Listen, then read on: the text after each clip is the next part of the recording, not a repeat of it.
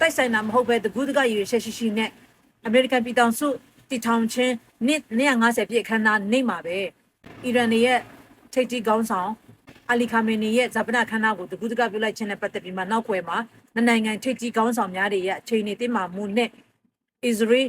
ဝန်ကြီးချုပ်ဘင်ဂျမင်နေတန်ယာဟုအပါအဝင်တော့စိတ်ဝင်စားတဲ့သတင်းတွေဒီနေ့မှာတောက်လျှောက်တက်နေပါတယ်အဲ့ဒါကိုကျွန်မချင်းချုပ်ပြီးတော့လိုရင်းတူရှင်းပြပါမယ် US နိုင်ငံတည်ထောင်ခြင်း250ပြည့်အခမ်းအနားအထိမ်းအမှတ်နေ့မှာပဲအလီခါမီနီရဲ့ဇာပနာအခမ်းအနားကိုလည်းနိုင်ငံလုံးနဲ့ချီပြီးတော့မှပြီးတော့သူတို့ရဲ့မိဖက်နိုင်ငံများနိုင်ငံချစ်တီကောင်းဆောင်အမြောက်များတက်ရောက်ပြီးတော့မှဝမ်းနဲ့ကြေပွဲခြင်းနဲ့အတူလူထုတွေအကုန်လုံးကလည်းအမေရိကန်ကြရှုံးရမယ်ဒေါ်နယ်ထရန့်ကြရှုံးရမယ်ပြီးတော့နောက်တစ်ခုကတော်များများ social media မှာ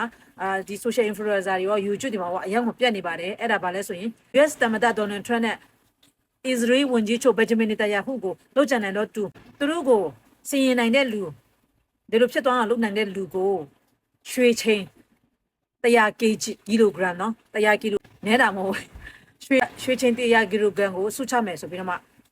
စုကြီးတွေထုတ်တယ်ဆိုတဲ့သတင်းတော်တော်လေးပြတ်နေတယ်အီရန်ပြည်သူတွေနဲ့အတူအီရန်နိုင်ငံခေါင်းဆောင်တွေတော်တော်များများဒေါ်နယ်ထရန့်ကိုဘလုံးမအဆင်မပြေနေဘူး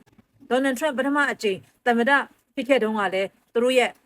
ဘိုးချုပ်ဟုတ်တယ်နော်မပြည့်တဲ့တတိယတဲ့လူများအောက်မှာ comment ပေးခဲ့ကြနော်ဒုတိယအကြိမ်မှာလည်းအခုဒီမှာသူတို့ရဲ့အချွတ်ချိတ်ထားပြီးတော့အရန်ကိုကြီးညိုလေးစားရတဲ့အလီခါမီနီ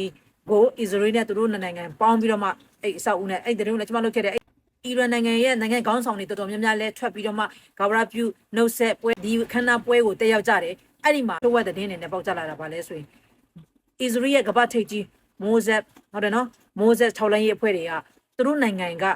အခုလက်ရှိရှိနေသေးတဲ့အခုလက်ရှိခေါင်းဆောင်ဖြစ်နေတဲ့အီရန်နိုင်ငံကခေါင်းဆောင်တွေကဘယ်နေရာမှာဘလို့ပုံကွယ်ပြီးတော့မှဘလို့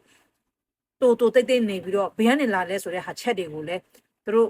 ဒီဝေဟင်ပေါ့နော်သူတို့ရဲ့နည်းပညာအရစုံစမ်းရရှိထားပြီလို့လည်းပြောနေကြပါတယ်ပြီးတော့နောက်တစ်ခုကလည်းဘယ်ဂျမင်နေတန်ယာဟုနဲ့ဒေါ်နယ်ထရန့်အရေးပေါ်အစည်းအဝေးတစ်ခု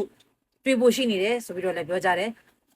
ဒီနေ့မှာလည်းအမေရိကန်ပြည်ထောင်စုတည်ထောင်ခြင်း250ပြည့်အထိမ်းအမှတ်မှာဒေါ်နယ်ထရန့်မိကွန်းပြောတာလေအီရန်တွေကိုကျွန်တော်တို့နိုင်နေတယ်တဲ့သူတို့တွေကကျွန်တော်တို့နဲ့ညှိနှိုင်းပြီးတော့မှရန်ကိုစီပြချင်နေတာလေတဲ့ကျွန်တော်ကတဲ့သူတို့ကိုတဲ့ဇာပနပြင်ဆင်ဖို့တက်ကိုတပတ်ချိန်ပေးထားတာလေအဲ့ဒါကြောင့်မလို့အခုတော့မဆွေးနွေးသေးဘူးဆိုတဲ့သဘောနဲ့ပြောတာပါဒါပေမဲ့ဒါဟာဘယ်လိုချိန်နေမှာရှိနေလဲဆိုတာဘယ်သူမှမသိပါဘူးစိတ်ဝင်စားစရာကောင်းပါတယ်ဒေါ်နယ်ထရန့်ရဲ့အဓိကပြစ်မှတ်ထားတဲ့အီရန်ရဲ့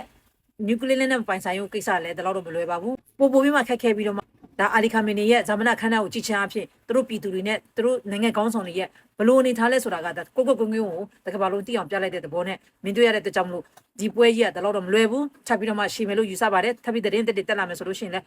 အခင်းနာ news account နဲ့တင်ပေးမှာမလို့စိတ်ဝင်စားတဲ့သူများပေါင်းနေပြီးတော့သူများလည်းမြင်စေချင်နေဆိုရင် share ပေးကြပါအားလုံးပဲအဆင်ပြေကြပါစေ bye bye